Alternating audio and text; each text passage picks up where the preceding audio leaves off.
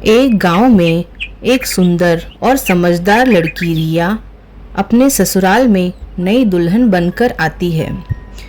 रिया की सास सुनीता एक ट्रेडिशनल और कंजर्वेटिव महिला थी, जबकि रिया मॉडर्न और एजुकेटेड थी। कुछ दिन बीत गए। शुरुआत में रिया को अपने ससुराल में एडजस्ट करने में मुश्किल होती थी, क्योंकि सुनीता रिया को घर के काम में शामिल होने की उम्मीद रखती थी, जबकि रिया को अपने करियर और पर्सनल इंटरेस्ट को बढ़ावा देने की ख्वाहिश थी। ये उलझन एक दिन झगड़े में बदल गई। एक दिन सुनीता ने रिया से कहा, तुम्हें घर के काम में ज़्यादा शामिल होना चाहिए, ये तुम्हारा फ़र्ज़ है। तभी रिया ने मुस्कुराते हुए कहा, माँ, मैं घर के काम में भी हिस्सा लूँगी, लेकिन मुझे अपने करियर और पोजीशन को बनाने का भी मौका चाहिए। इस बात से सुनीता नाराज़ हो गई और गुस्से में बोली, तुम समझती ही नहीं हो, तुम्हें हमारी परंपराओं का सम्मान करना चाहिए।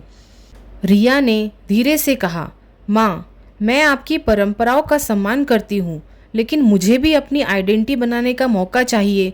मैं इतनी पढ़ी लिखी हूँ, अगर मेरे ये यूज़ में ना हो तो मेरे पढ़ने का क्या फ़ायदा। सुनीता नाराज़ होकर वहाँ से अपने कमरे में चली जाती है। दूसरे दिन सुबह किचन में सुनीता काम कर रही होती है। इस बारे में रोहित को पता चलता है। वह माँ से बात करने के लिए आता है। रोहित माँ से कहता है, क्या बात है माँ, आप क्या नाराज़ हो? तभी माँ कहती है, नहीं नहीं, ऐसी कोई बात नहीं, मैंने तो रिया से खाली घर के कामों में शामिल होने के लिए कहा, पर इसने मना कर दिया।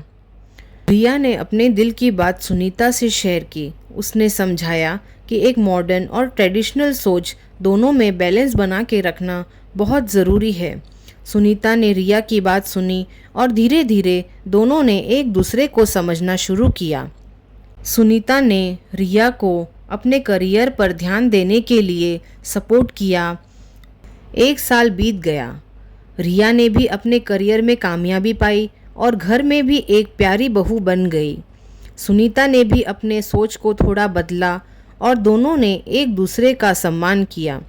इस कहानी से यह सीख मिलती है कि समझदारी और सम्मान से रिश्ते मजबूत होते हैं, और अगर दोनों तरफ से समझ और सहयोग हो तो किसी भी तरह की मुश्किल को प्यार से सुलझाया जा सकता है।